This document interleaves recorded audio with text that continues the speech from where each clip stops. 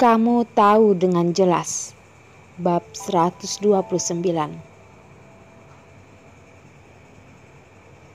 Perlina sudah menariknya ke samping, berkata pada Jane yang berpura-pura berkata,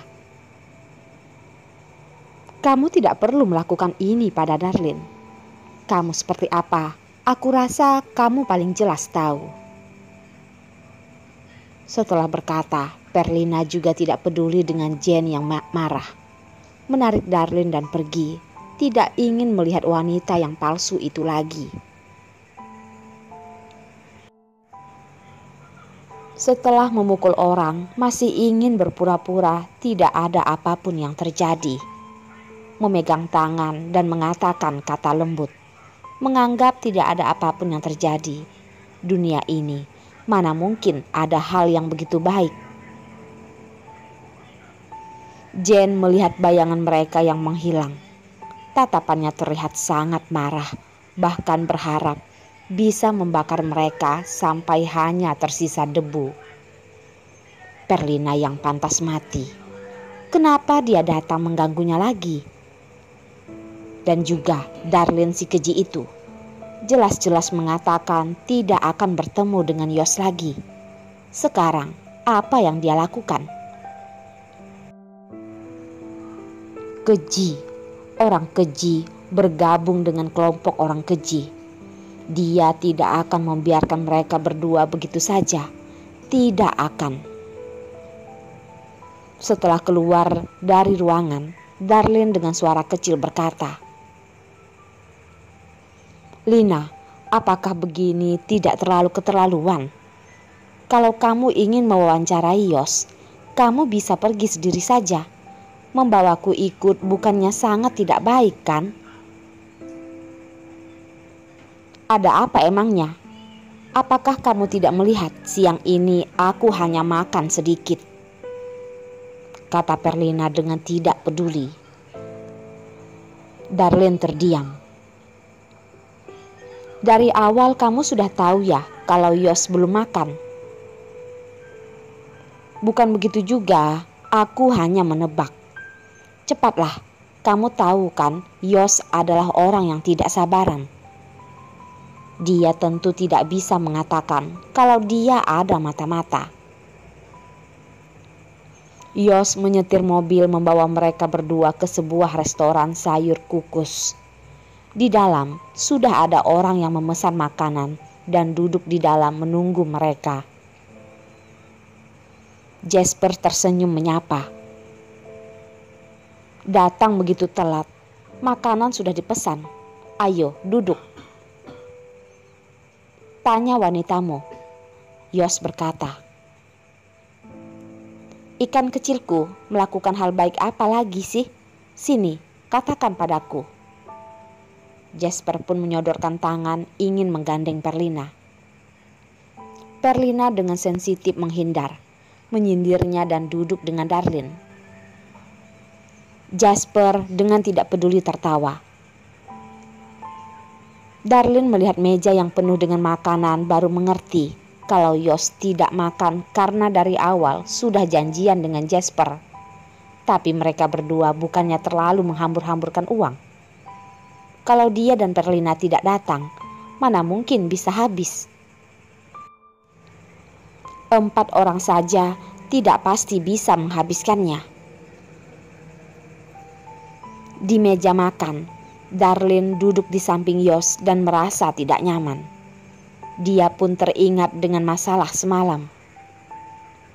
Tatapannya pun semakin melayang, tidak berani melihat pria di sisinya. Saat makan juga hanya simbolis saja. Perlina tidak sungkan dan menikmati pelayanan Jasper, sambil dengan bosan melihatnya. "Darlene, kamu tidak begitu makan di kantin. Apakah kamu ingin menjadi dewa?" Darlene menyadari jari pria di samping bergetar. Hatinya semakin tergesa-gesa. Awalnya dia tidak ingin menarik perhatiannya. Lina pasti sengaja. Dia hanya dengan tidak berdaya berkata, "Aku tidak begitu lapar." Baiklah, lebih kurus juga bagus. Jangan sepertiku, begitu berlemak. Perlina dengan tidak senang menjerit ke arah pria di sisinya. Jasper juga tidak senang membujuknya berkata, "Tidak apa-apa kok, aku suka yang lebih gendut. Kurus hanya diterpa angin saja akan melayang." Darlin rasanya ingin menangis tanpa air mata. Dia tidak begitu kurus sampai akan melayang karena diterpa angin kan? Tiba-tiba di mangkuknya bertambah makanan. Suara pria yang dingin diikuti dengan nada perintah. "Makan." Daging kukus adalah salah satu makanan yang dia sukai. Darlin dengan suara kecil memprotes. "Aku tidak kurus." Walaupun perutnya masih ada tempat, tapi dia tidak ingin makan lagi. Yos dengan santai berkata, "Tulangmu keras." Darlin dalam seketika tidak mengerti apa maksud dari ucapan Yos. Setelah dia memikirkannya, wajahnya langsung memerah. Brengsek, dia bahkan mengatakan tulangnya keras dan menyakiti orang. "Tapi lebih baik darimu, batu yang keras." Darlin tidak berani mengatakannya dengan keras. Dia berkata dengan suara kecil untuk memuaskan diri. Tapi dia lupa betapa tajamnya telinga pria di sisinya itu. Suara pria yang berat menjawab, "Aku anggap ucapanmu ini sedang memujiku." Darlin merasa telinganya bahkan sudah ikut memerah. Sudah mau mati. Apakah telinganya mengikuti arah angin? Apapun yang dia katakan, tetap bisa dia dengar. Perlina tidak mendengar jelas apa yang mereka berdua katakan. Tapi melihat wajah Darlin yang merah, dia mengejeknya. "Darlin, ada apa denganmu? Wajahmu begitu merah." "Tidak apa-apa, makanan kukus sangat panas. Bukankah ini sangat normal?"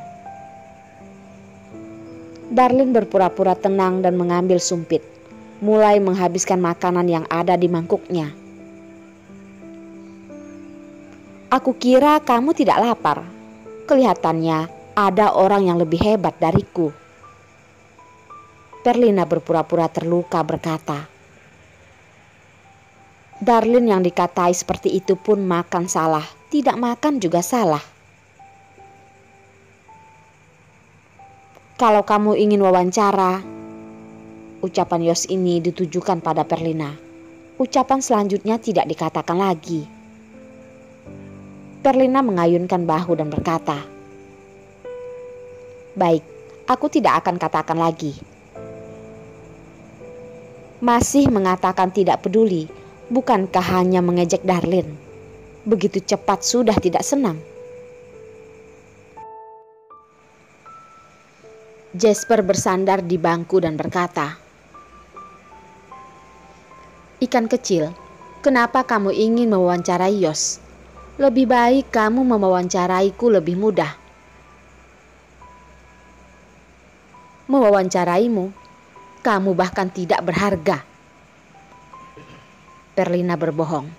Sebenarnya penghargaannya yang didapatkan Jasper tidak lebih sedikit dari Yos.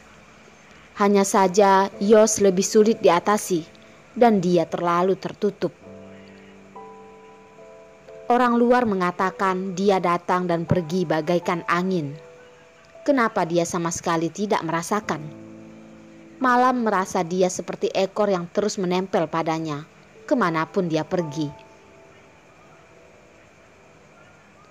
Jasper perlahan berkata, "Benarkah? Aku ingin ada banyak undangan dari majalah dan juga koran entertainment. Satu-satunya juga ada dari sinar pagi kalian itu."